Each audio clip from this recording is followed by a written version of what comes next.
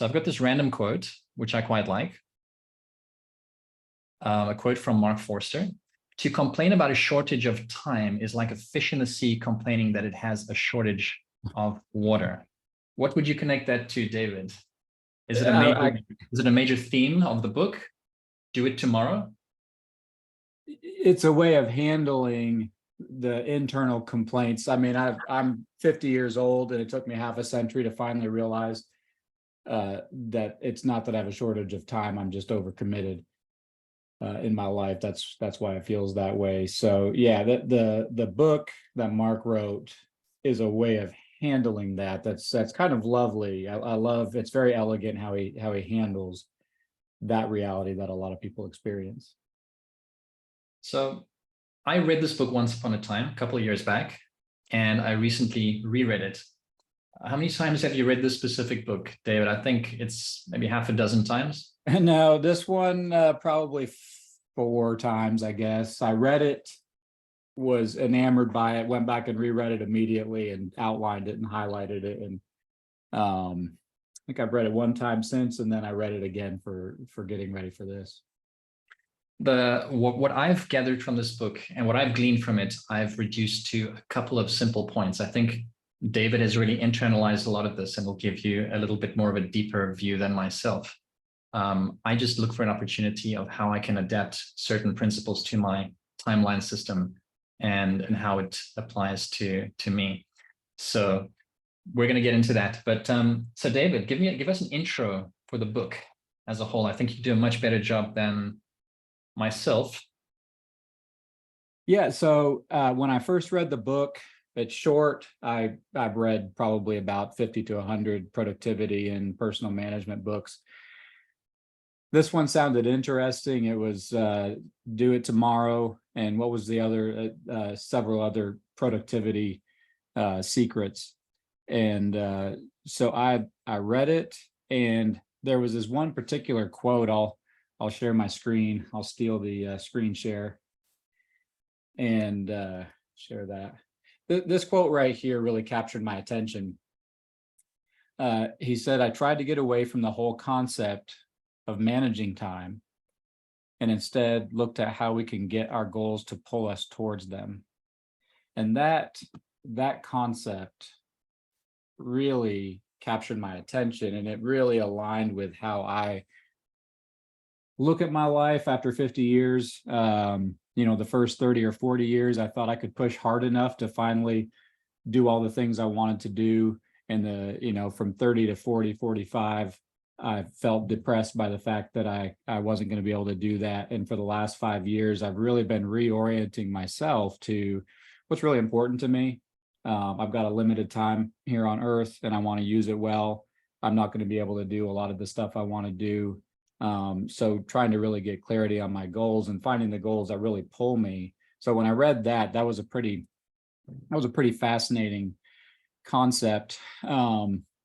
Mark Forster wrote the book. The thing that I found interesting about the book and the overall concept is, to break it down into a few simple bullet points, is take all the things that you have on your to-do list, isolate those things and push them to tomorrow. Just collapse the whole thing and push it to tomorrow. You'll deal with it tomorrow. Literally, if you were going to implement the system, that's what you would do today, is take all of your to-do things and move it to tomorrow. You'll deal with that. And then today, what you're going to do is figure out what are the things that I'm committed to doing today.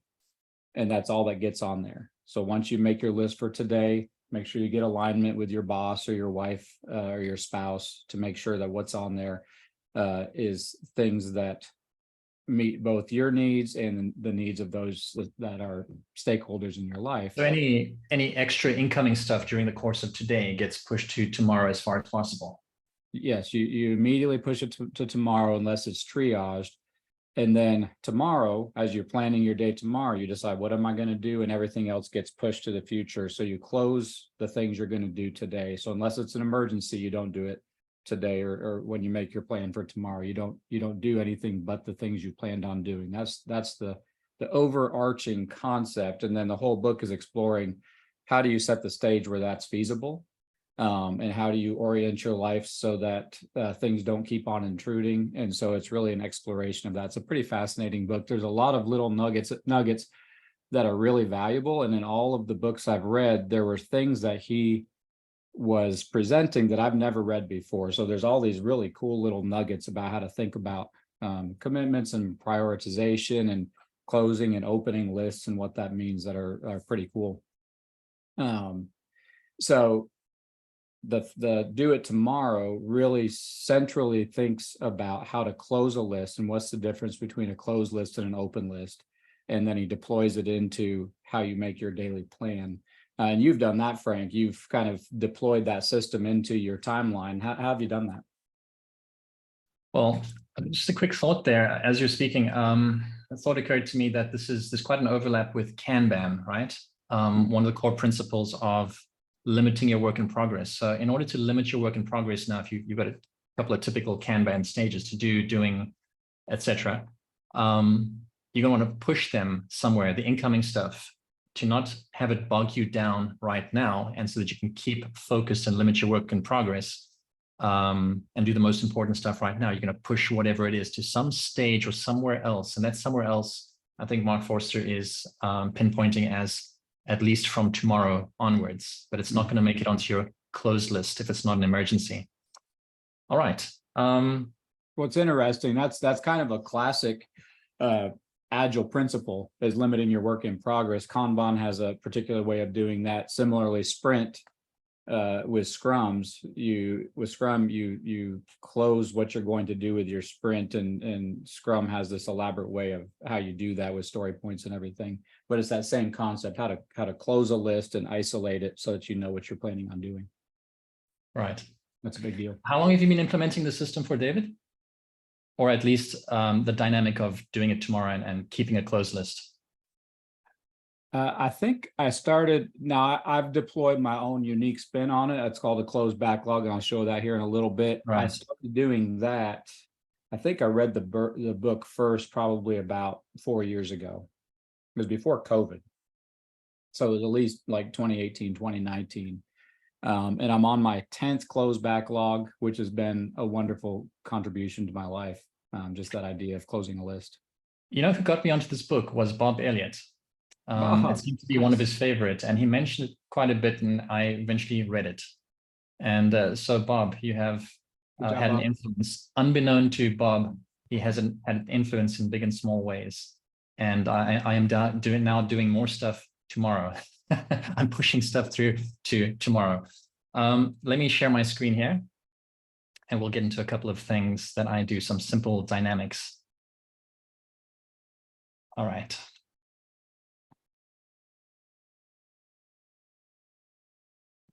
Are you seeing it? Yeah. Mm-hmm. Okay, great.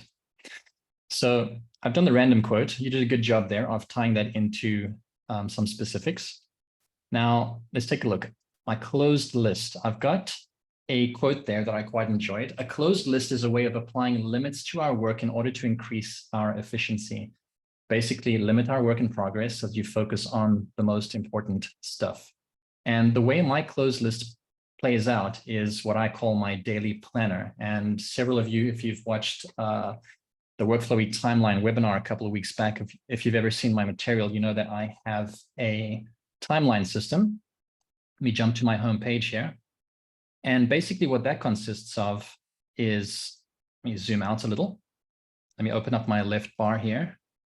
It basically is a set of time blocks that I have, and I've organized all my stuff, and it's nice and pretty and laid out for tomorrow.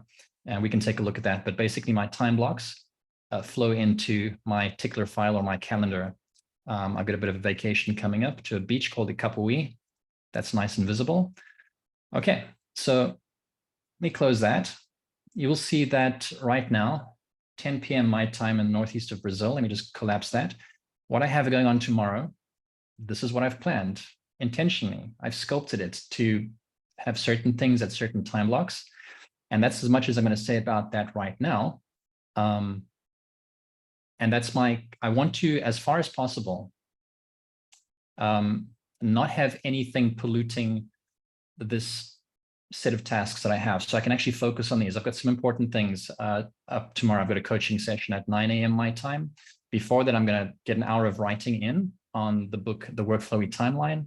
I've got a couple more slots throughout the day. Wherever you see where I've colored these time slots in blue, that's where I'm going to be writing. So I've got at least 5 hours planned for tomorrow. So if I had to have random things coming in, all kinds of emails, chat, whatnot, being distracted by social media, I'm not going to get done what I plan to get done tomorrow. And so as far as possible, this is a closed ecosystem. It's a closed list. And that's really as simple as it gets. It's just my daily planner for tomorrow. And then how about stuff that is, yeah.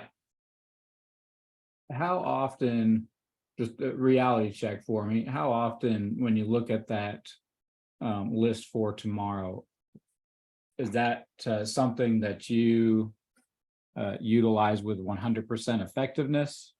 How often does it get changed, scrapped, moved around, either because of external or internal shifts in motivation or needs? Is that something you pretty much hit your stride on? First of all, let me clarify here. This is for tomorrow, but basically, let's just say that we're already living in tomorrow, because today it's the end of the day. I'm doing this webinar at the end of the day. Basically, this is the day I'm going to be living tomorrow. So as I go about my day tomorrow, imagine that today is the 6th of July, and this is today. So this list is basically my today list, my close list. And I think that's what you're asking about, how successful I might be in completing the majority, or if not all, of these items. From tomorrow, the place that I'm going to push things into, the incoming tasks that I don't want to be distracted by, if they're not emergencies, I'm going to push them into my calendar, which I'm going to give you a quick show and tell of now. But to go back to your question there, is that what you were asking, David? Whether how much I have to reshape what I'm doing?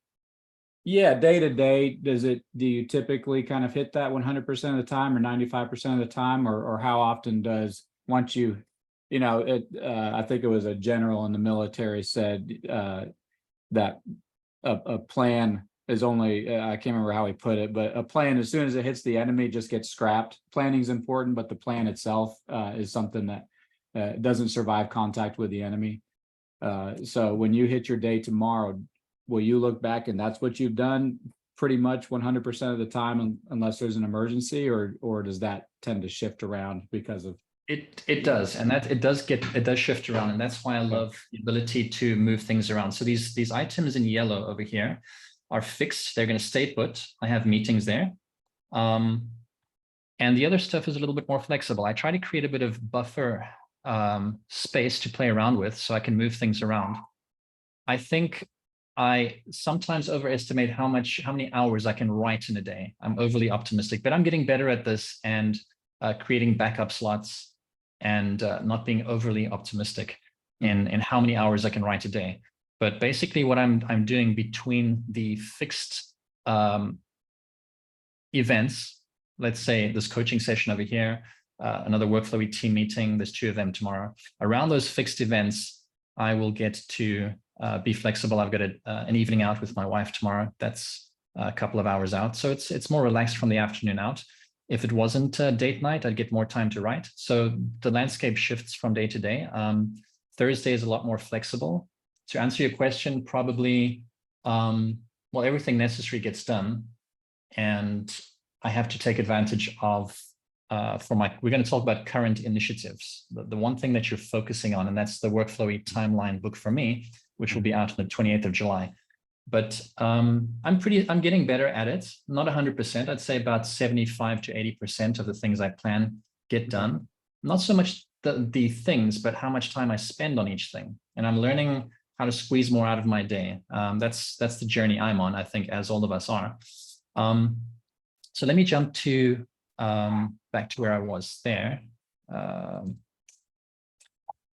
there's a couple of things I do to push things away, and that place that's away is going to be to tomorrow, and tomorrow happens to be 2 days from now. So I hope that's not confusing. Tomorrow, let's say I'm living the timeline that I've just showed you, those time blocks, And what I will do, I've got a couple of things here, but let me just go through a quote or two. Mark Forster, I love it where he distills it into this one imperative. Your default setting should be do it tomorrow. So not everything that you've got planned for today, you're going to do tomorrow. It's anything extra that comes in that you haven't planned for today. And we're going to look at a couple of examples, and I'm going to lob a couple of tasks that David hasn't seen at him and vice versa. And we're going to see what the other does with those incoming tasks and events.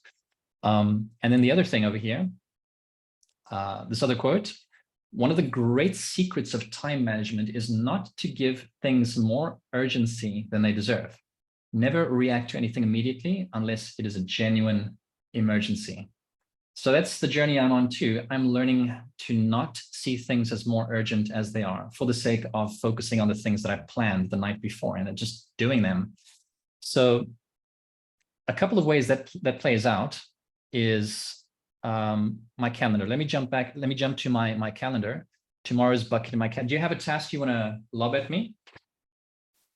Anything off the top of your head? Sure. Yeah, I'm curious to know how you actually handle this. Is a task I know that you've at least been working on. If you suddenly decide that you want to get a better webcam and some lighting and a new mic and kind of set up your office to do webinars, I've been curious how, when you are struck by that desire or that need, and it's several tasks that involved in getting the project done of kind of getting your setup ready to go for doing webinars and videos. Where does that go? Does that? So that's a new incoming thing, right? Yeah. Let me just create, let's say I'm in some random place. It doesn't really matter where. And you say new equipment, like a webcam, and that might be a whole project. So let's say webinar equipment. And my first go-to is I've gotten into emojis recently. So I'm going to look for a microphone. I'm going to give it a nice, pretty emoji. And where am I going to put this? Am I going to blow half an hour, maybe an hour looking into this, researching on Amazon or elsewhere to see what different webcams and what other options I do have? That might suck me down a rabbit hole. So webinar equipment, one of the first things on my mind would be maybe a better webcam. As you can all see, I'm a little bit washed out there. I don't know if it has to do with my exposure settings. I could probably fix that if I put some effort into that. So maybe another thing I should do is just play with exposure settings. And I don't want this to derail me now. Let's say I'm busy. I have a meeting up next, so I'm not going to be able to look at it anyways. But where would I put that? I'm going to pop that into, let me open up my left bar. And tomorrow is quite, well, tomorrow is the thing that you're looking at right now. So let me not get confused and trip over that. Saturday, that might be a good day. I'm free on Saturday morning, got plenty of time. I'm going to put it into my other outline. Whoops, let me just jump back there. I'm going to drag and drop this directly into my left bar into a subcategory of Saturday. Let me just jump into Saturday so you see where it is. And it'll be there. What am I going to do with that? Mm-hmm. Friday night, when that's tomorrow night, no, 2 nights from now, I'm going to take a look at what I have. So Friday night, imagine this is Friday night. I'm going to take a look at all the things I have in this date bucket in my calendar. And I'm going to process them into my time blocks for the next day. And I'll figure out, I'll probably set aside 30 minutes maybe to take a look online and see if there's some better options than the webcam that I have right now. I'll just give that 30 minutes. All right. And that's what I'll do. No matter where I am, I could be deep in a project. Let me just see where I want to jump to. Let me jump to my calendar. I could be some really random place far, far away. And maybe the 11th of June, I'm busy looking at something and the idea suddenly strikes me that, have you got another task for me, David? If your wife tells you she really needs some time to go on a date with you, how do you process that? Oh, that's planned already. But You if she already wants have that plan? Okay. yeah, if she wants to double it up and have a Thursday and Friday, I'm game. So let's put here, date night 2. Now it's not going to be.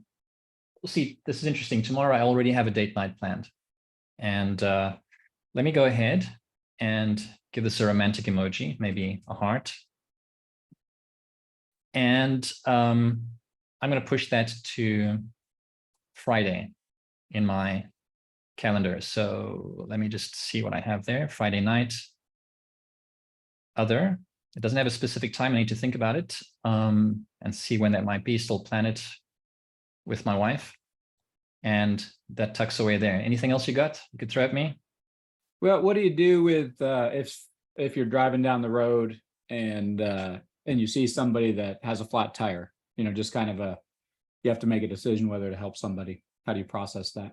All right. So first thing that pops into my mind is I'm going to try to be a good Samaritan. And if it's safe enough, I'm going to stop and help them change the tire, which is something I actually do know how to do. So more hands. What's the Confucius saying? Many hands make light work. Exactly. Many hands make light work. So I'll stop and just do that. I wouldn't put it into any list. There's some things that you just got to do. All right. You got another one for me? Last one? I'm gonna actually ask. Trevor asked, "Is the WorkFlowy timeline the only calendar you keep?" Said I use Calendly. I use Calendly because that's how people book my time. Not sure how I would successfully manage 2 calendars. How do you do you have multiple calendars you deal with that dump into the timeline? Yeah. So what happens? This is my workflow. So I don't know if you can see my whole screen. Let me just jump to Calendly. Do you see that loading? Yeah. Okay. And so you can see the scheduled events, the upcoming items. I got quite a few things in Calendly for the upcoming days and weeks, right? That's for the coaching. And if you had to take a look at let's close that out, at my Google Calendar, it's all there. So if I jump to my calendar, and I'm going to filter for, you're going to see where it is on my timeline, and then I'll answer the question directly there. So I'm going to search for, within this calendar, I'm going to search for the target emoji, and it's going to reveal in my calendar where these coaching sessions are spread out over the next month or 2. And yes, these items, Calendly would schedule them automatically into Google Calendar, and I would just bring over the information. I feel this is something I'm going to write about, that I am writing about for the WorkFlowy timeline book, for the sake of having a source of truth. And depending on how much effort it takes to get from stuff that goes into, say, Google Calendar, or you get an email with a Calendly notification saying that so-and-so has booked 30 or a 1-hour session on such and such a date, I would just set aside every now and then, maybe 30 minutes, to manually grab the information that I need and put it into WorkFlowy. The other great thing is that within each of these, and I do that for many reasons, which I'm going to outline, and it's worth the manual fiddling to get it in, because first of all, I'm going to have notes pertaining to each of the coaching clients within that outline. I also have the link, which I can click on, which will take me to the Google Meet chat room, and any other information, resources will go into there. And I do this for the sake of having pretty much all of my stuff, events, projects, everything on my WorkFlowy timeline, so I don't have to go and look at other places. And so I find that this is a reasonable thing to do. So basically, do you use other calendars as kind of an inbox? I mean, obviously, I don't ever look at my Google Calendar, actually. I actually don't look at it. Okay. And that's something I'm going to delve into, and how you can. I don't advocate for only using WorkFlowy. I mean, some people do need to use Google Calendar if they're collaborating with others, and Apple Calendar and all the other things, and Outlook. So it's just my particular the thing that I do is I like to get everything, if it's reasonable to put it into my calendar, I'll put it there. So what else did I want to say about doing it tomorrow? So you've given me a couple of tasks and I managed to fend them off and not focus on them right now by pushing them through to tomorrow or some place in my timeline. So it doesn't only have to get pushed through to tomorrow, end up in an inbox, and then at the end of the day, try to sift through it and sort it and then decide where it goes. What I do is typically I'll decide at the moment, at the drop of a hat, where it belongs. If there's a good date for it or a good time, I'll put it somewhere that makes sense in my calendar. So that's what I do. Another thing is if you had something I wanted to mention, if you had said to me something like one of these little tasks, like I got 3 or 4 emails, incoming emails, I got a notification for it. Okay, nothing interesting. I would just dismiss them. And I would end up doing something that is incoming. Let's say we're living tomorrow. We're living these things that you're seeing now that I'm scrolling through. I'm not going to put it off tomorrow. I've got a time on my my planner over here where I've got this midday sprint. For a period of 3 hours, I've batched several things. So one of them is a batch of finances to look at, to get on top of. If I have email, I might spend about 10 minutes on that. It just depends on how much I have in my inbox, and then I'll adjust this. Maybe after I've done a promotion or something, I've got quite a few more emails, and so I might bump that up to 30 minutes. And then I'll try and fit all the admin as much as I can into this midday sprint. And the reason I do this is to try and not make it feel as if I have got too much going on tomorrow. So I can batch certain things, whether it's email, incoming messages, and other things like having lunch during that period of the day as well. Just random things. And I like to squeeze them into a 3-hour period. And so if you lobbed at me some simple admin task to do with finances, if it was before midday, I would just batch it, and at that time I would do it. If it was after midday or maybe 4 or 5 p.m. in the evening, I would leave it for the next day. So that's one of the things I do. If I have, so Mark Forster pushes for pushing things through tomorrow. If it's not an emergency, push it through to tomorrow. But in my mind, that's what I do with most things. But in my mind, I'll push it through to the next time that I have batched something. So if I got a couple more emails that have come in or any admin that doesn't take that long, I'm going to push it into my midday sprint, and I'll just do it on the same day because let's say it's 10 o'clock in the morning, I get something incoming. I'll just pop it into 12 o'clock because it might be an ideal thing to do during that 3-hour period. All right, so that's what I do. That's one exception.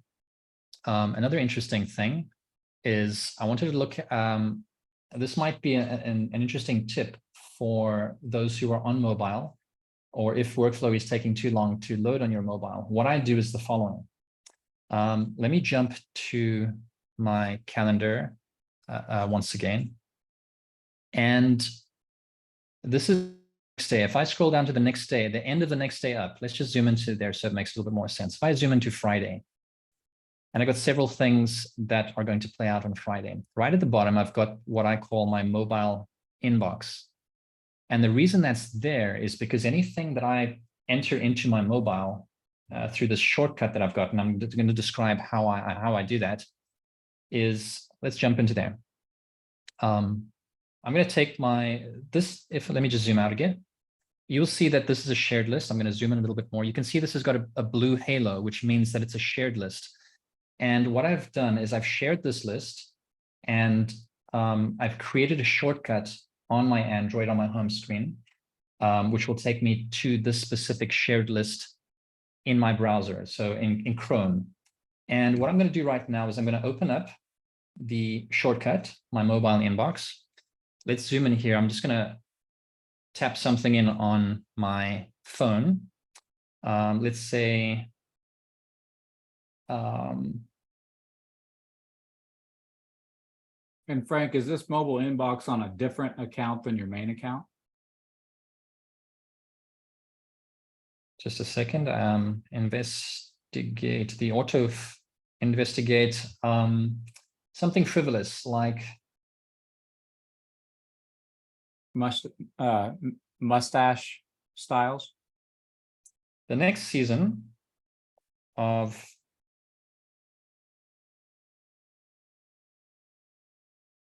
Cobra Kai. I've quite enjoyed that series. It just occurred to me, like, is there another season, 5 or 6? Is there something that I'm like missing? And that's not important. I'm just going to pop it into my mobile inbox and it'll stay there and I will process that. I'm not going to pollute my daily planner with that today. I'm going to try and push off everything that's frivolous or anything that's going to be a time sink for me. Now, if there is something, and that's just going to appear, let me zoom out to show you the context. That's just going to be in my mobile inbox, which I've input in my mobile. It's going to show up on my desktop or even on mobile. It's going to show up under Friday the 7th, which will be the day after tomorrow. And what do I do if there's things that are a little bit more pressing? So let's say my wife asks me to go to the pharmacy. I need to pick up, and it's on my way. I can kill 2 birds with 1 stone. I'm passing by, so I'm the right person to do it. I'll put it under today. And as you can see, today has a diamond and it's mirrored. So where I've mirrored that to is I've mirrored it into a placeholder at the top of my daily planner. And there it is. It appears right there. So these are a couple of items that I have in this placeholder that I don't quite know when, specifically this year, when I'm going to go to the pharmacy. It's going to need my attention pretty much immediately. It might be pressing. My daughter's guitar class, the time for that shifts and changes. So I'm going to have to schedule that for her because it's online. And I don't have a specific time for that. But in that placeholder, I have today's node that's mirrored from my inbox. All the other stuff in my inbox, I don't want to see until a later time. So it's not going to escape me. At the end of tomorrow evening, I'm going to look at everything in the next day up on my calendar. And I'm going to take a look and process the stuff that's in my mobile inbox. But the thing that'll grab my attention is directly on mobile. If it's a pressing thing, I might put it under today, and that'll be right at the top, front and center of the items that I have planned for tomorrow. Can I ask you a question? Yeah, sure. So today, that today node that's mirrored obviously would go into today. And you showed the inbox on Friday. Do you just drop it to the next Friday? Like, how do you decide where to place that inbox in order to address it? All right, I never pull this inbox out of my calendar. So once I've processed it the night before, so this is for Friday. So on Thursday night, that's tomorrow night, I'm going to come and process all of these. I'm going to drag and drop them all real quick, rapid fire into my left bar in the time slots. That just takes 2 to 3 minutes. And then when I get to the mobile inbox, I'm just going to take that and drag that down to the end of Saturday. I never want to bring this mobile inbox out into any other place other than the next day up on in my calendar. So it's always going to be under tomorrow. So it's tomorrow. That's where you have it in tomorrow. It's okay. It's always going to be there under tomorrow. So that's just a workflow from getting stuff from my mobile inbox into my system so that nothing falls through the cracks there. All right. So I think that's all from my end, David. Do you want to give us a show and tell of what you've got? I'd like to hear about your closed backlog and other little goodies that you're going to walk us through. Yeah. So let's, if you want to stop, there we go. Stop sharing. Thank you. When I first read the book, the thing that stuck with me, and that's always what's most interesting to me personally, is what sticks with me, not immediately and captures my attention, but year after year, what do I go back to and remember? And one of the things that Mark talks about in the book is sorting your life at the level of commitments. He has a quote here.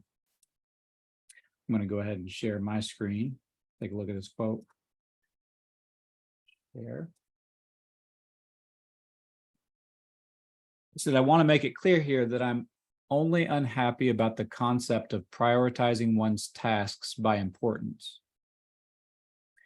Prioritizing tasks is to be prioritizing at the wrong level. That really was when I read that, I was super confused. What does he mean that's wrong to prioritize tasks? What could you possibly mean by that?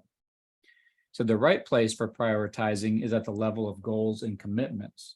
It's very important to realize that work does not appear out of thin air. It appears as a result of commitments that you have made. Every commitment results in work, and every bit of work that you have results from commitments, whether you have made that commitment consciously or not. And I talked about last week about the last time we met, the matrix from desire, commitments, projects, tasks, and outcomes, and how I'd created that to analyze my life and try to help me make better decisions. That idea of every task coming from commitments, I got from Mark Forster from this book.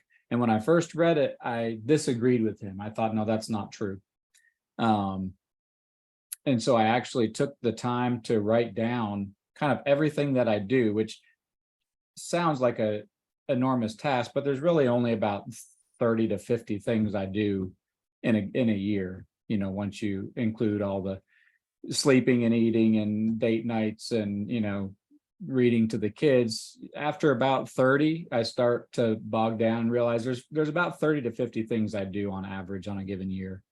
You mean things that reoccur, repeating stuff? Yeah, just the, you know, I sleep on the year, I eat, I take showers, and I drive, and I paint houses, and, you know, once it's not a lot of things that I end up doing. So once I had made a list of all those things on my whiteboard over here, and then tried to see, is there a commitment associated with it? And I realized, yeah, there absolutely is a commitment with every single thing that I do. It all comes from some either internal or external commitment. So that was pretty helpful to realize that I've got this enormous pile of tasks that I'm constantly trying to sort through and try and do the most important things. And he was talking about the fact that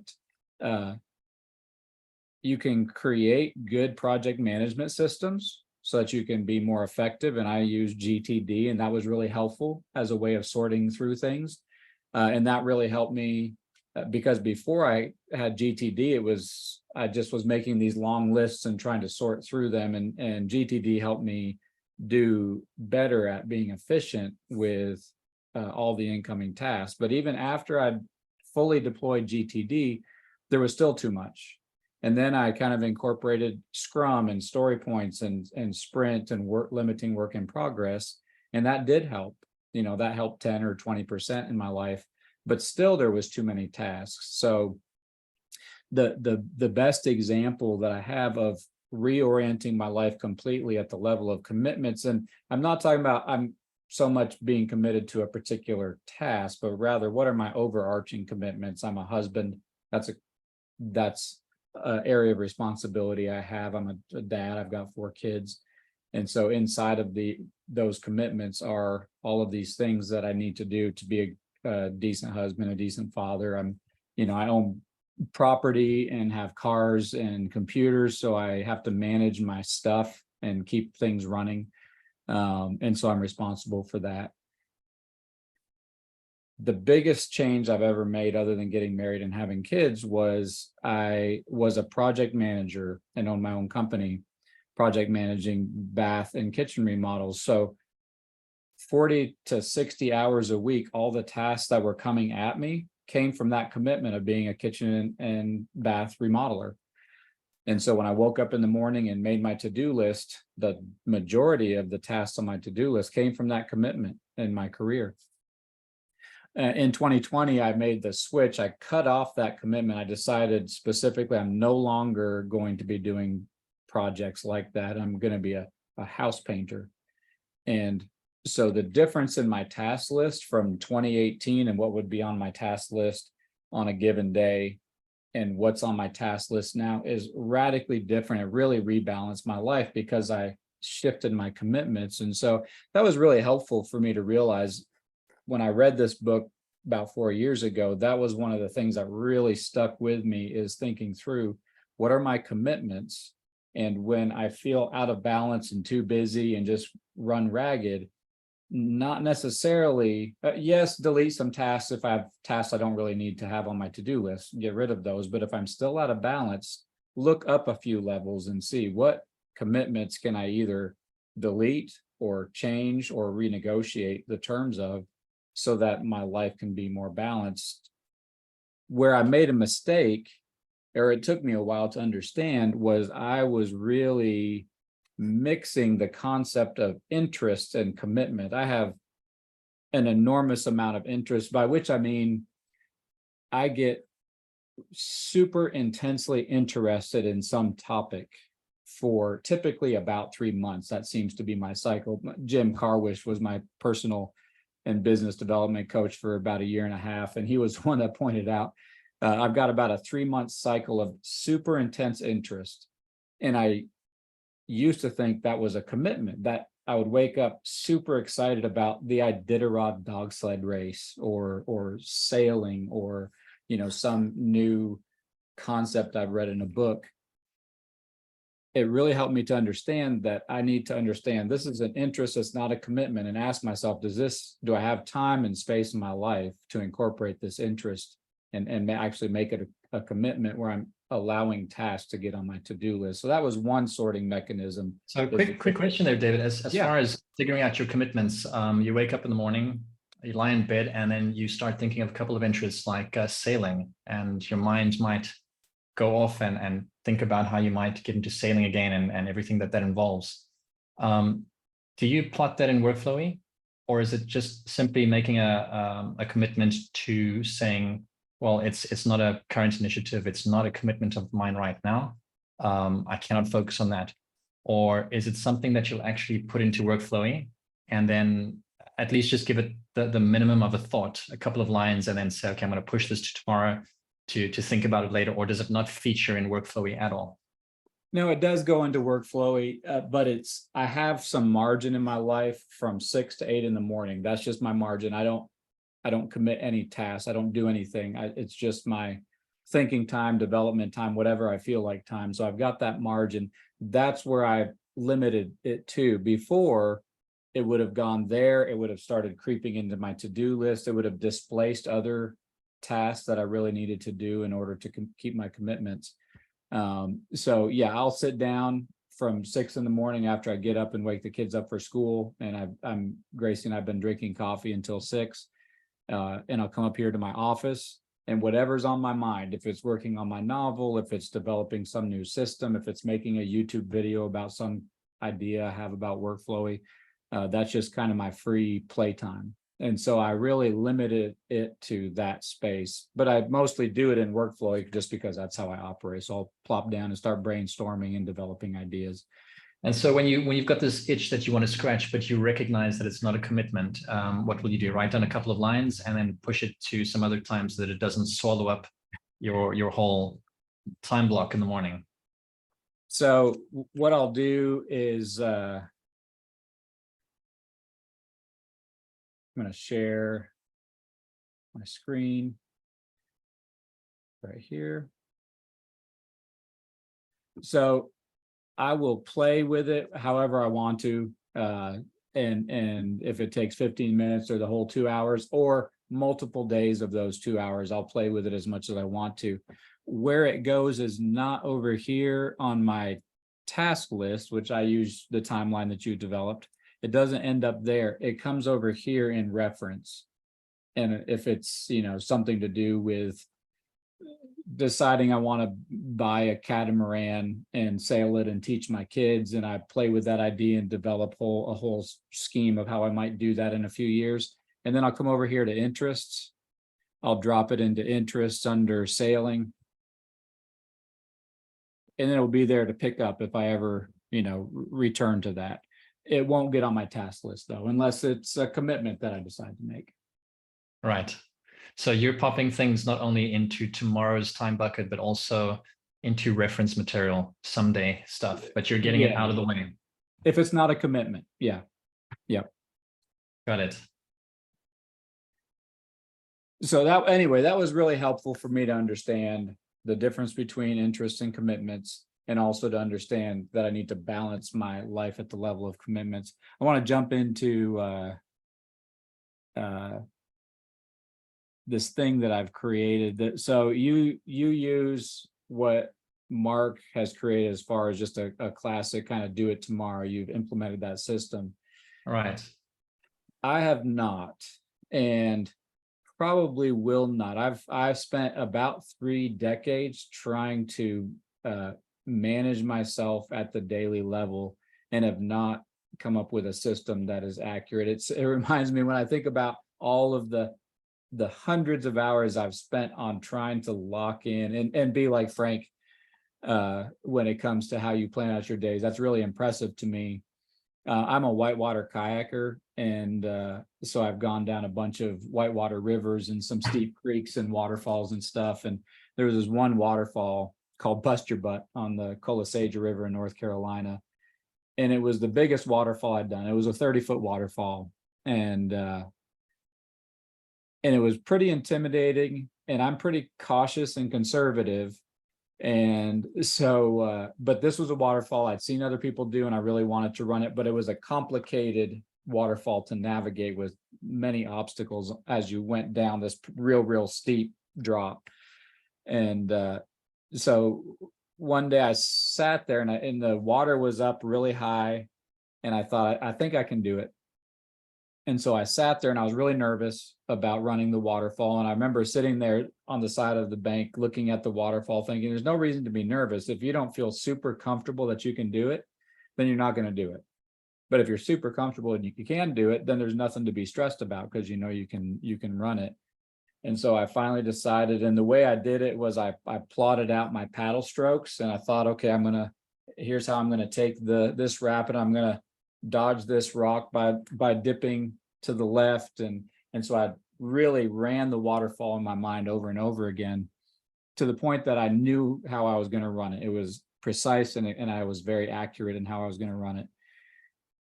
Then I ran it, and all hell broke loose, to be honest. As soon as I ran it, the very first thing I did was wrong, and I ended up running it backwards and upside down. So that was how I ran that waterfall, and lived to tell the tale. That's been for years. I've tried to plan out my days, but I've got so many weird internal and external motivations that constantly are tugging at me, that as soon as I make a plan, and when I was asking you, do you hit that with 100% or 80% accuracy? As soon as I make a plan, that's almost a sure way for me not to do it. Unless there's some kind of external motivation, like I'm going to get paid to finish a job or whatever.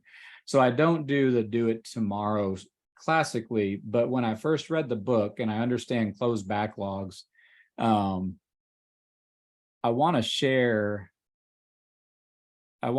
this, the difference between a closed backlog and an open backlog. It was super fascinating to me. I'm going to go ahead and share my screen. So an open list and a closed list. I haven't shared it yet. Sorry.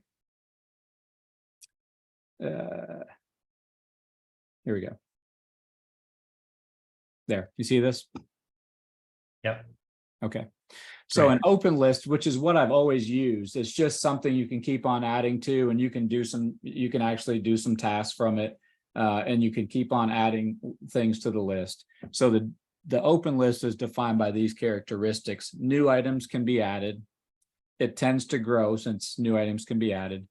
Sequence and prioritization is important. It's relatively difficult to clear because new things can continue to be added, and it's super demotivating. That was very fascinating, and that kind of defined my to-do list up until the point that I read the book. All of my to-do lists were open lists. And it was very demotivating because I knew as soon as I had an idea of something I would want to do and put it into the list, I wasn't confident it was going to get done. Or if my wife Gracie asked me to do something and I tossed it on the pile of thousands of other things I also wanted to do, unless there was like catastrophe associated with not doing it, like paying my taxes on time or something, it was unclear whether it was going to get done. So when I read the book and he talked about the difference between an open list, which I was very familiar with, and a closed list, it was very fascinating. So he said, in a closed list, nothing new can be added. It tends to get smaller. Sequence does not matter. It's relatively easy to clear and it's motivating.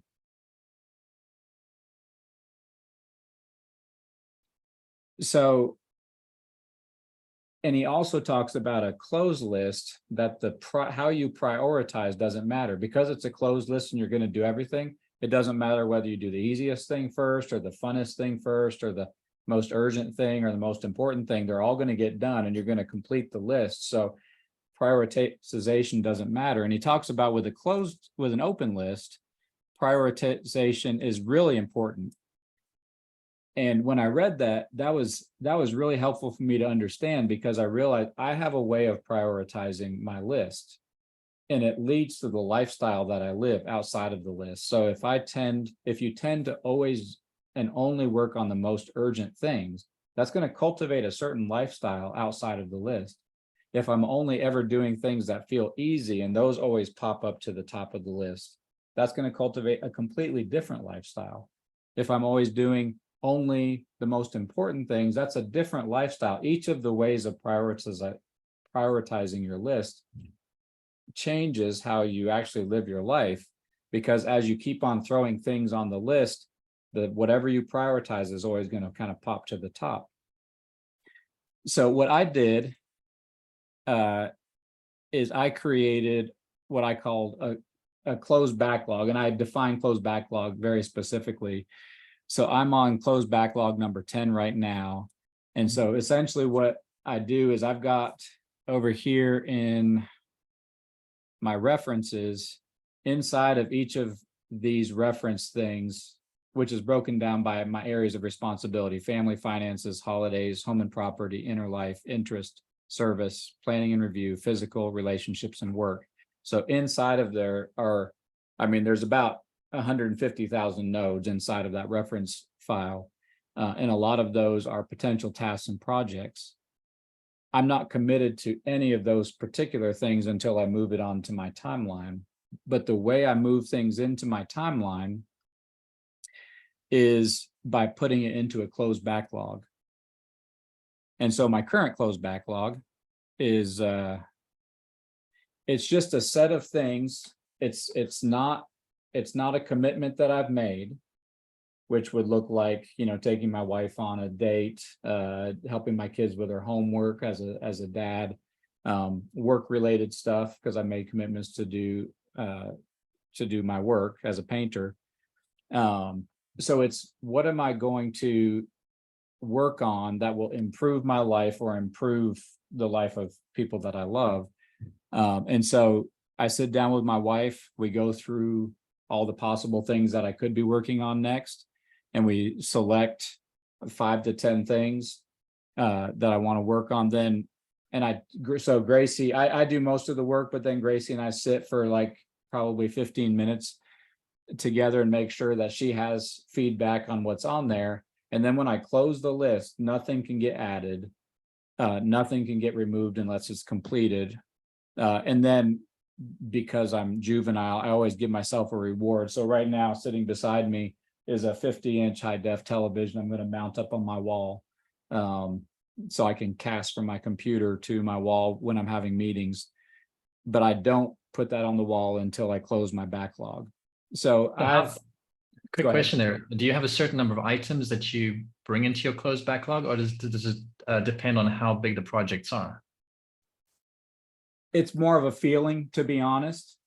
If I keep on adding too much stuff, it feels like it starts to be demotivating because it's such an enormous list. So it's really just an internal feeling.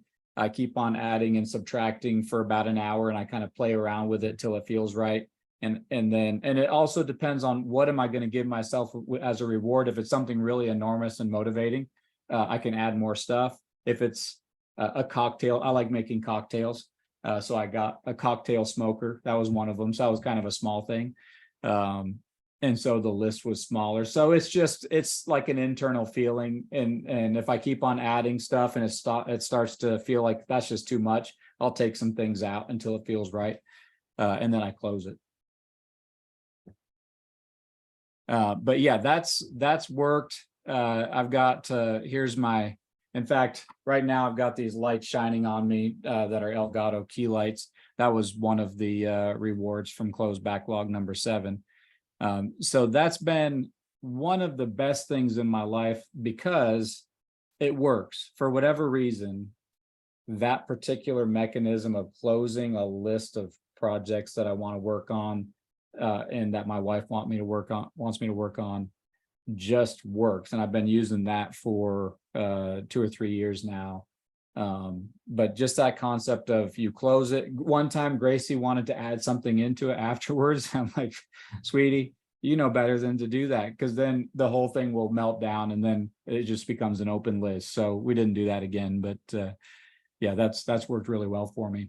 So yeah, that's been my big takeaway from the book is my closed backlog system. So David, we had a bit of back and forth today about, and you described something that gives more of a background to the system. I've seen it in the Slack group. I've seen it, you've described it a couple of times, and it makes sense, right? It's motivating. You've got this reward after several items that you've completed on this closed backlog. And so you give yourself a reward. You're on number 10. So it's clearly working and you've done some pretty big projects and you've seen the outcome.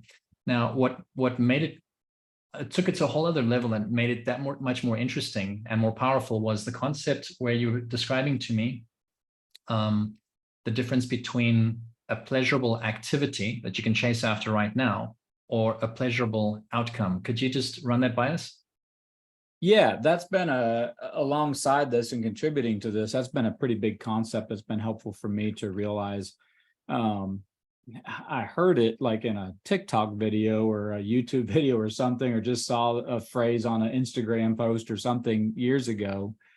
And it was talking about you can either focus on pleasurable activities or pleasurable outcomes. So what that looks like for me is I can either with a half an hour sit down and watch The Office or Parks and Rec for half an hour. It's a pleasurable activity. I enjoy it. It's funny. And I've used that time in a way that's entertaining to me. Or I can take that same half an hour and work on a pleasurable outcome, something that might not necessarily be pleasurable in the moment, but will produce a pleasurable outcome. So, cleaning my office, actually, no, that's pleasurable. I like cleaning my office. Working on my truck. I don't like doing mechanic work, but if my brakes are squealing and I need replacement pads or replacement rotors, I do not enjoy that at all. That is just not in my wheelhouse, but I can do it and I'm good at it. I just hate it.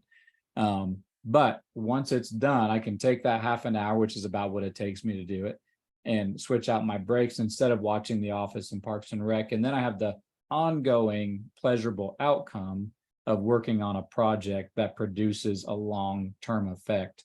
And so I'm constantly thinking about that. One of the things that kind of added impetus to that concept for me is I read a quote a couple of years ago, or I guess it was a quote or just a saying that somebody made a video about, and it talks about it says, choose your hard was the concept. It said being poor is hard and saving is hard. Choose your hard.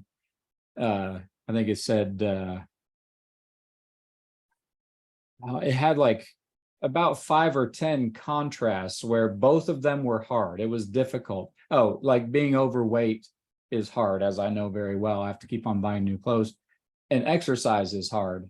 And eating well is hard, but choose your hard. You have to choose which hard you're going to pick. And I realized as I was watching the contrast between the two pairs, each time it seemed to be linked to the easy path produces a hard result. And usually it's the byproduct of pursuing pleasurable activities in the moment.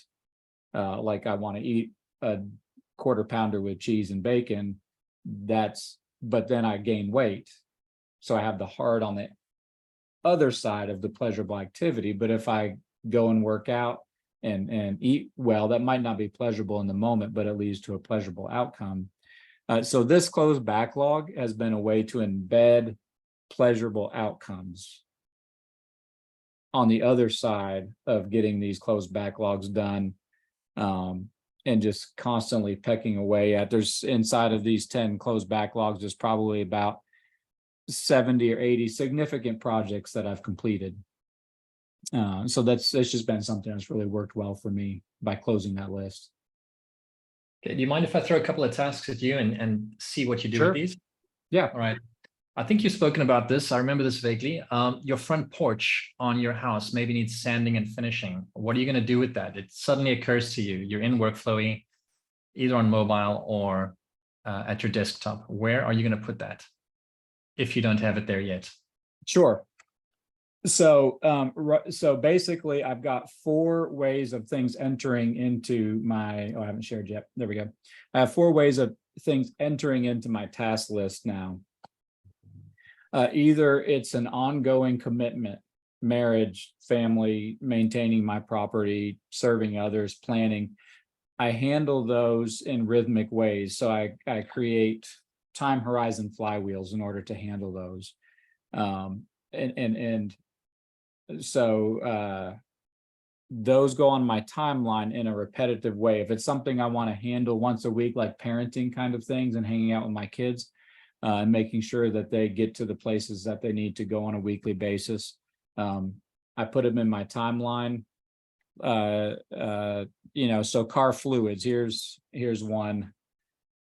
Checking the car fluids is a weekly task. I just want to check and make sure the oil and the fluids are fine. And so that's Saturday.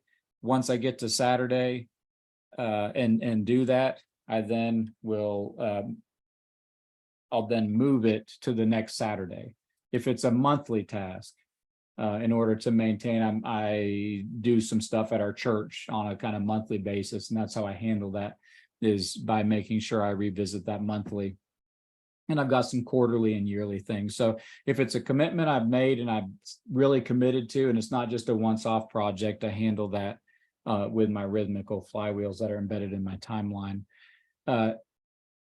Occasionally, and really it's only my wife that has permission to do this regularly, is to insert things kind of an emergency, like stop by and pick up hot dogs and hot dog rolls or something tonight so we can have that for supper. So most emergency things would come, they're not emergencies, they're just time sensitive, like I need to do this today. Right. Not many other people can just intrude into my life like I let my wife do. So if it's time sensitive, she can just insert it and I'll just shuffle things around, and if I possibly can, and do that. And then I've got my work stuff. So I just have a big chunk every day just dedicated to work, whatever's coming. And that's painting related stuff and doing bids and actually painting houses. And then the other way things get in is through my closed backlog. So that's how I would introduce that. So what was your question? I've got those 4 ways. What was sanding and finishing your porch? Where would you put that? So that would immediately, I would make a note, refinish back deck. And then I would move that over here to home and property. And then once I finish my closed backlog, and I'm talking to Gracie about what are the next things we need to do, because it's not an emergency, it's not work related, and it's not a rhythmic kind of thing that I need to do. That's just something I need to do about every 3 to 5 years. So once I finish this closed backlog, we'll go through and I'll pull out the things that are obvious contenders to put on the next closed backlog. That would be one of them, clearly, because it needs to be done. And I would compile a list of possible things, sit down and filter and sort them to the things that are the most important, and then sit down with Gracie and decide, okay, what's going to go into the next closed backlog, and refinishing my deck is one of those things. Okay, let me downsize a little bit and give you something a lot smaller that could possibly derail you for however long, 10, 20, 30 minutes, maybe more. You like The Office, right? Let's say you suddenly discover that you've caught wind that the old cast is going to get back together and create a season 10. And you want to find out the details. That's an incoming thing.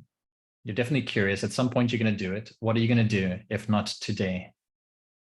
I'm going to jot it down, because anything like that, I'm going to jot down. So in Getting Things Done, David Allen's book, he talks about, UCDs or ubiquitous capture devices. So I always carry a notebook with me. My wallet that I carry my money and credit cards in has a 3x5 card in it.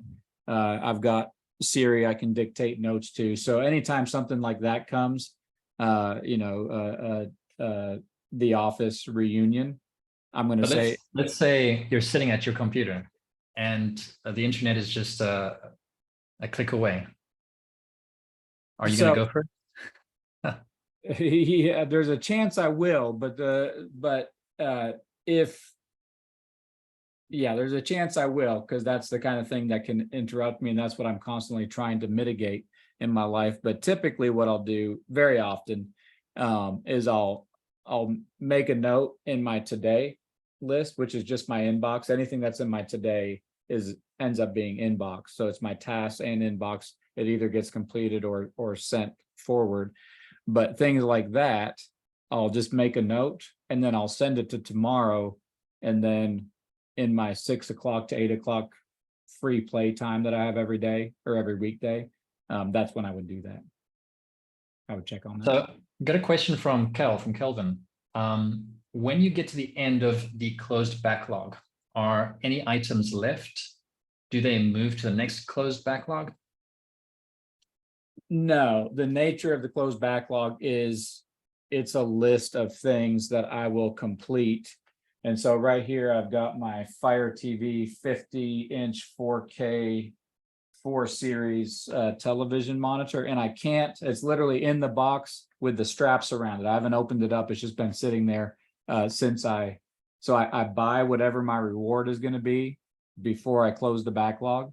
And so a part of my next closed backlog is buying my next reward, which is going to be a 3 foot by 6 foot magnetic glass whiteboard I'm going to mount on. So I'll buy that.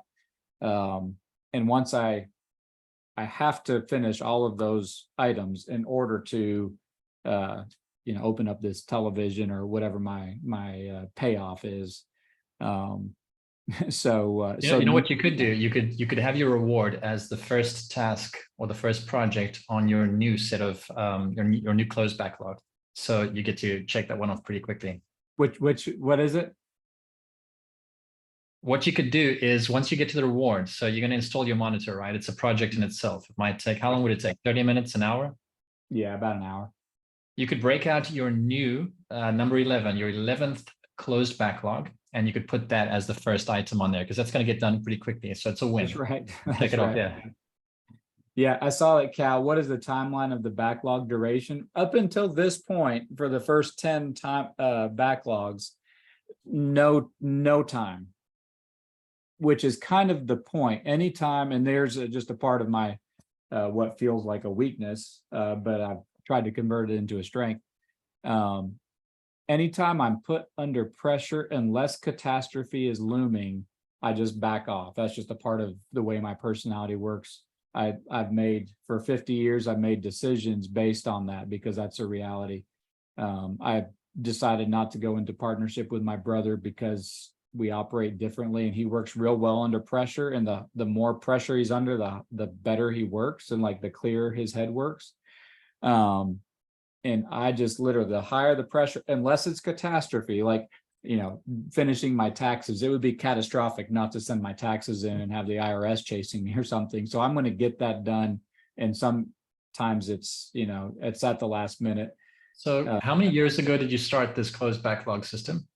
I would say about 3 years ago. It was soon after I first read the book. So basically sometimes, and here is the trick for me, just my personality. It depends on what the reward is. So one of them was this right here. And I was in love with Elgato and Stream Decks, and I could not wait to get this thing operational.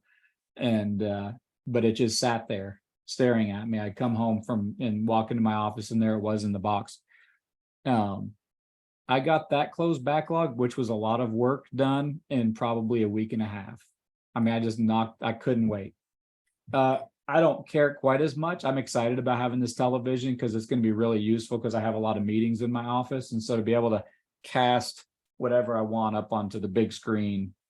So tell me if this sounds right, because Cal was asking on average, how long have they taken each closed backlog? So if there's 3 Between years, 2 weeks, 36 between 2 weeks months, and right? 2 months. Okay. Yeah. So it's a couple months, maybe.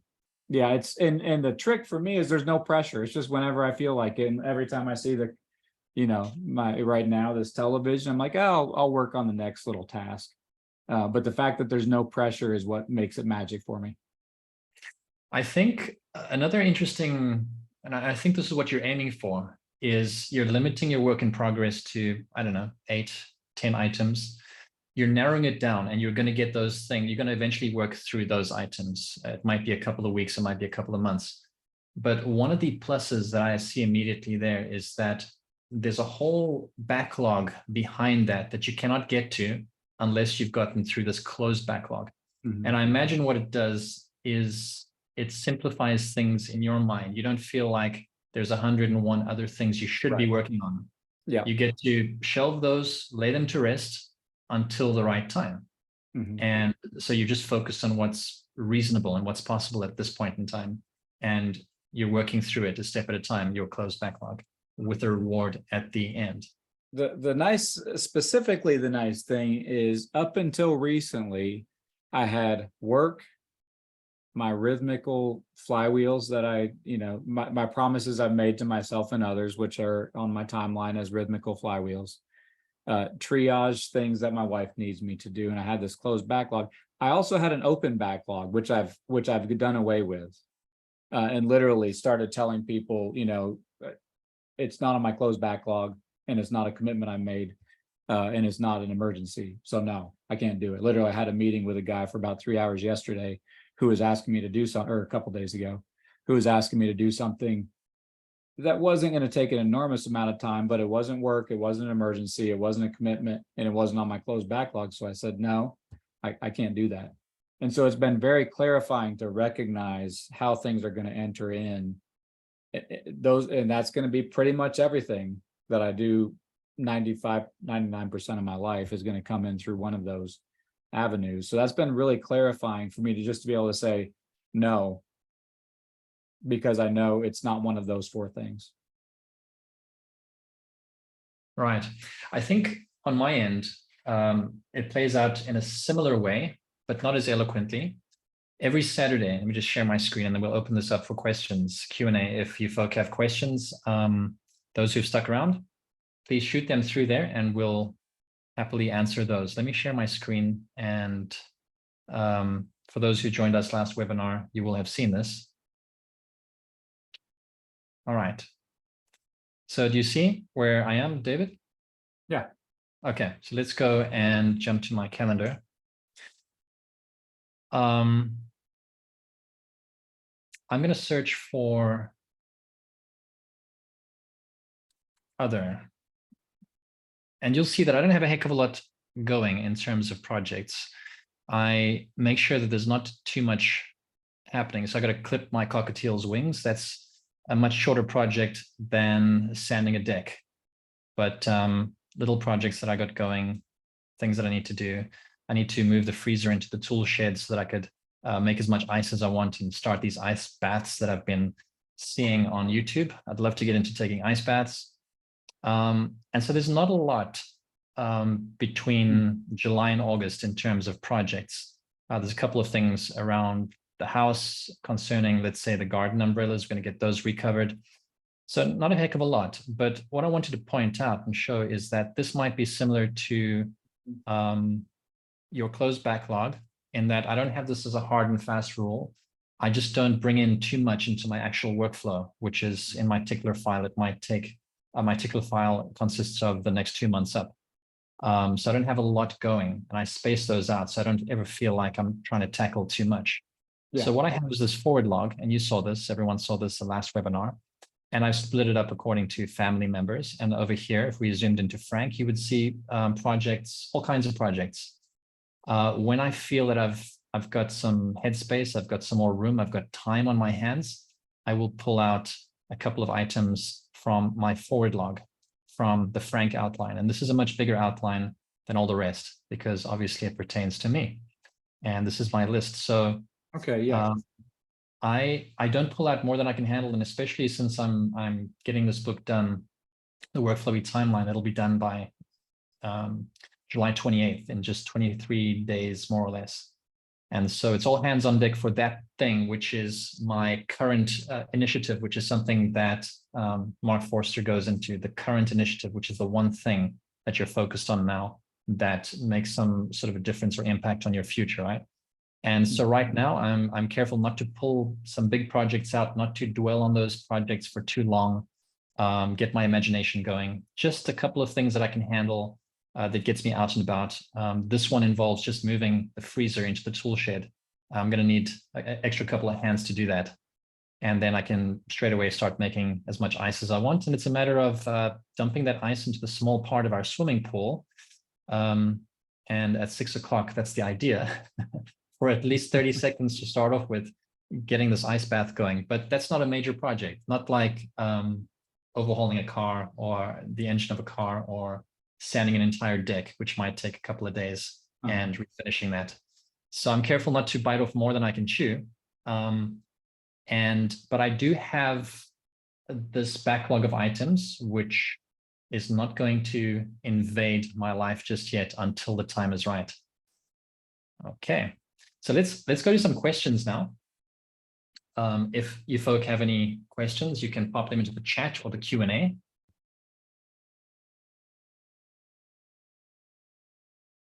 Who was it that was saying, Frank, I didn't recognize you without the mustache? Bob. That was Bob.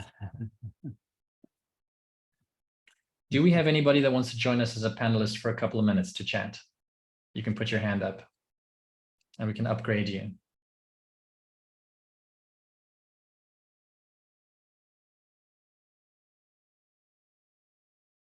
All right. If there's no questions, I would, oh, here we go. Kim Heathman. Where would I find a list of prior recorded webinars? I'm not sure if you're on my mailing list, but you might have an email sitting in your spam folder.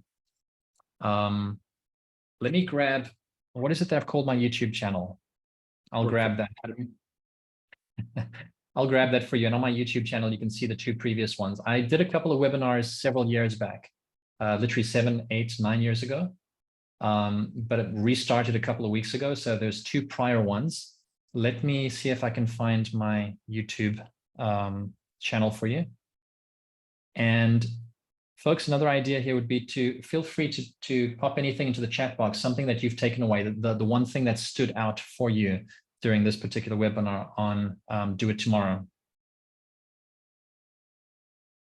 You can go ahead and read that question there, David. David, what are the 4 groupings for work entering? So for me, it's just my actual work. I'm painting. So anything having to do with that, doing bids, having meetings, and then actually painting houses. So there's work. There is my flywheels, which are daily, weekly, monthly, quarterly, or yearly. And if I've made a long-term commitment like marriage, or I'm engaged with this organization doing volunteer work, that's a long-term thing, I'm going to handle that in one of those flywheels. And I'll just ask myself for this particular task that I'm asked to do. So one of them is I chair a meeting, and it's a once-a-month meeting, so that goes on my monthly flywheel to chair the meeting and then write the minutes and send the minutes out to the group. So it's work. It's one of my time horizon flywheels if it's a long-term commitment. Gracie can introduce, I need you to do this today, or sometime soon, so kind of emergency triage things. And then my close backlog. So work, flywheel, emergency, time-sensitive stuff from Gracie, and then close backlog. Those are the four ways that work enters. Ideally. You are muted, Frank, I believe. I can't hear you. All right. There you go. So Zoe Ann Smith is asking, is there a difference between a closed list and a closed backlog?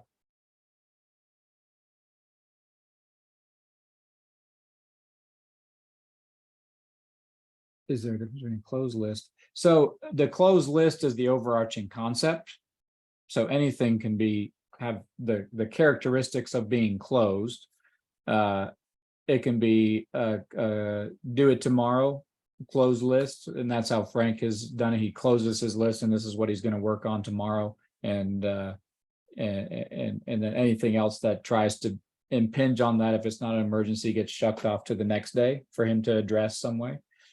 For me, I just simply close a backlog. It doesn't have any, it's not, there's no deadline to it. So it's for the do it tomorrow, there is a deadline because it's tomorrow. It has to be done by the end of the day, or ideally. Whereas my closed backlog is something I'm just going to address with my margin, however long it takes me. I will say this, the nice thing about the closed backlog, it's really contributed to my marriage, because Gracie knows if there's something she wants me to do, like I just finished painting our master bedroom and master bath and closet recently because it was on my closed backlog. So she knows if there's something she really, really wants to get done, then she knows to slide that into my closed backlog and it will 100% get done, as opposed to just saying, hey, we should do this sometime. It may or may not get done. But if it's on the closed backlog, it's really been a healthy thing for my marriage. So she knows how to put things in that she wants to get done and make So sure. I got a question for you there, Dave. You have this closed backlog, but you haven't talked much about any sort of other closed lists. So you're the things that you've determined the day before that you're going to do today. Is that a closed list? No. Or does it keep shifting and changing? No, that's when I was talking about kayaking down that waterfall. That's how Yeah. days feel like to me. As soon as I can make a plan and have it all scheduled out and how I think it's going to go. But then once I wake up in the morning or stand up from here at 8 o'clock, once my playtime's done at the computer, there's like today, I had a very specific plan because it was going to rain all day. And so I couldn't go to do the exterior job I need to complete. But then it cleared up all of a sudden, and it was 0% chance of rain.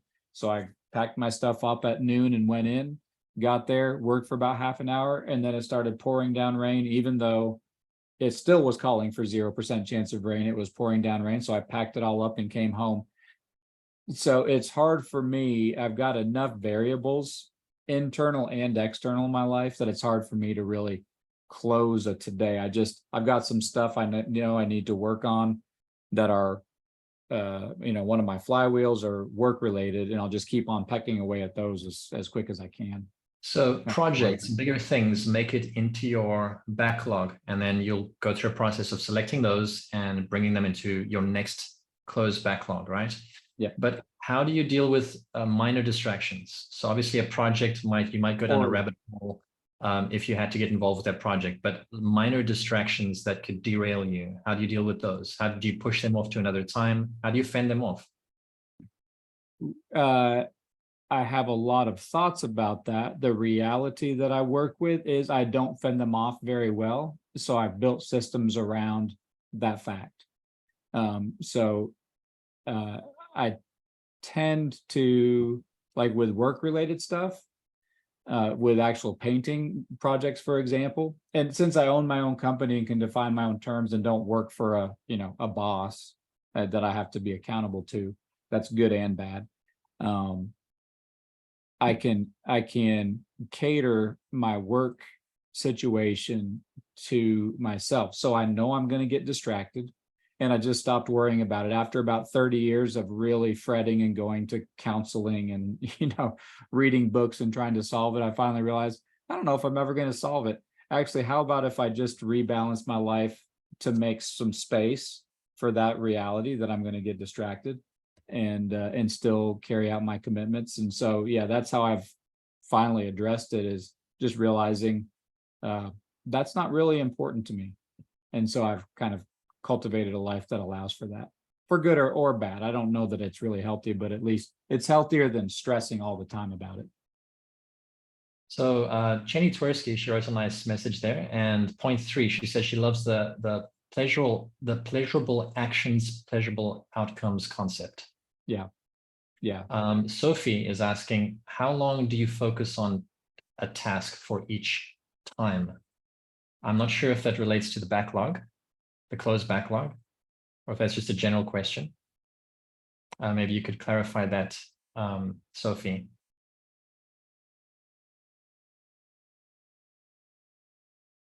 And also George, he says he really liked the pleasurable activity versus pleasurable outcome. So that was a good explanation there, David. For the backlog items, Sophie, it's, I don't. It's I've got I have a general, I don't know if this will be helpful. I've worked quite a bit. Let me see if I can, I don't know if you can see that, but I've laid out my week, and that's a pretty accurate view of my week. These big green slots right here that are hopefully coming through is a little darker. Those are my work slots. And so I've analyzed my week a good bit. The white slots, all these little white spaces here that are kind of scattered around, up here at the top, there's my playtime that I told you about, that I can just kind of sit and do whatever I want. That's the margin in my life that's not already dedicated either to work or to a repetitive thing that I need to do. Either is that a system that you use currently, David, or is that from previous years and decades? That paper-based thing? No, Yeah. This is, I actually made a video about, somebody had asked me about this. Yeah.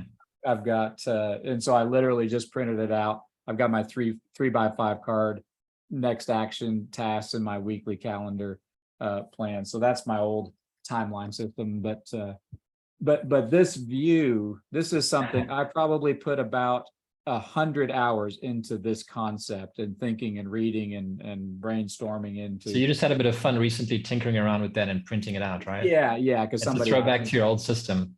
Right. So essentially I've got margin, and that's variable. So for example, today I had a little bit more margin because I couldn't go to work to do this exterior job. So I had a little bit of margin open up. And so I can use that to work on closed backlog stuff. But, and then I had a few days worth of downtime for some reason. I was in between jobs and I couldn't start a job. So I jumped on working on painting our master bedroom and bathroom, which was on my closed backlog, and it had been there since I think I closed that backlog about a month and a half ago or so. So Sophie is back with this question. To clarify, she says, do you schedule in time each day to work on closed log or backlog items?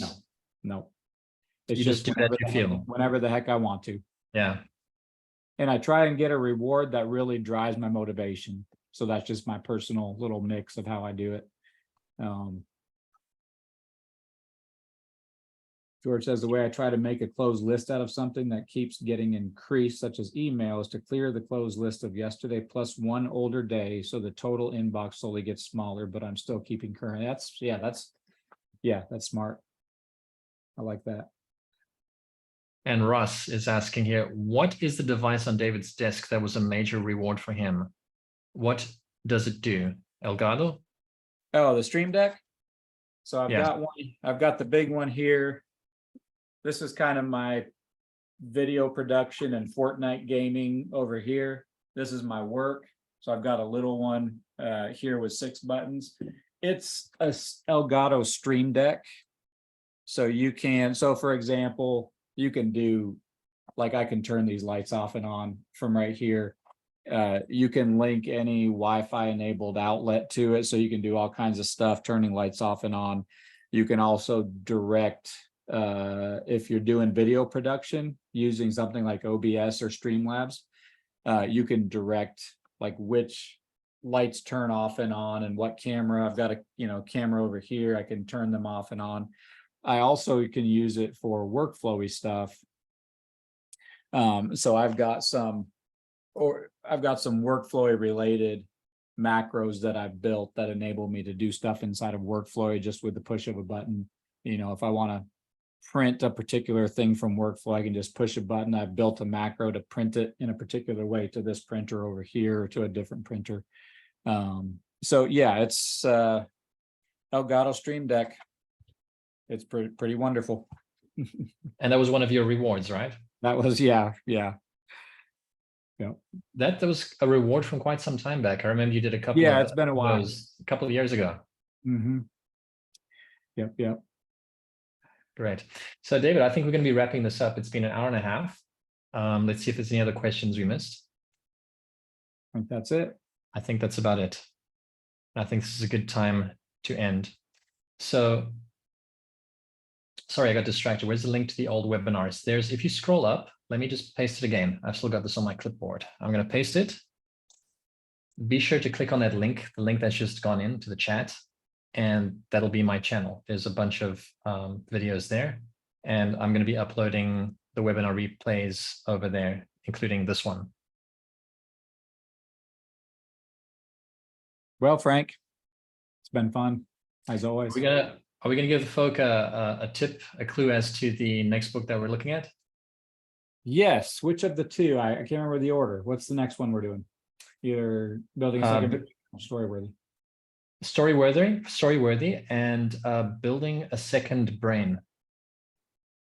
So Building a Second Brain is more, it's a system. I think you might have heard of Tiago Forte, his Paris system that might feature there. And then there's another book that we're thinking of by Matthew Dix, Storyworthy, where he logs memorable parts of his day in a journal. I think he does it in a spreadsheet, but the idea here is to do it in WorkFlowy, a log of some memorable point during your day. And so you start racking up stories that you can tell, and you begin to craft stories through his storytelling technique, which we could give a run.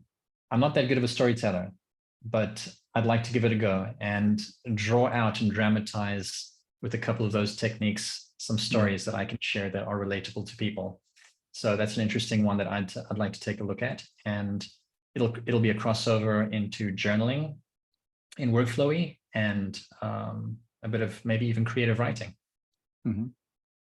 And if people want to read the books, you and I have talked about actually making people panelists that they can join if they have some little thing that they want to showcase or ask questions about that. So if you want to read one of those books, the Building a Second Brain by Tiago Forte or Storyworthy by, what's his name? Dix? Matthew Dix, yeah. Matthew Dix. Oh, you know what? You know where I popped the link? It's going only to David. Let me have it go to everybody. There we go. I learned something new every day. This should now be seen by everybody. Thanks to Breezion. All right, there's the link. That'll take you to that YouTube channel. You can catch up on the 2 previous webinars. All right. So we're going to head on out. Thanks, David, for joining us. Yeah, Frank. It's been fun, and we're going to keep doing this. We're going to decide on the next book. We're going to announce the next book, and you're welcome to read along with us. And as David said, join us as panelists to, at the end, the Q&A, to show us what you've got in WorkFlowy, how you've squeezed something out of a particular book, or just to have a general chit chat. It'll be nice to see some faces, some live faces. All right, folks. So this is a long goodbye. How long are long goodbyes? It was good I love seeing you. you. No, Frank. I love you. No, I love you. All right, David. You want to count down? You want to count down? 3, 2, 1. Good to see you guys.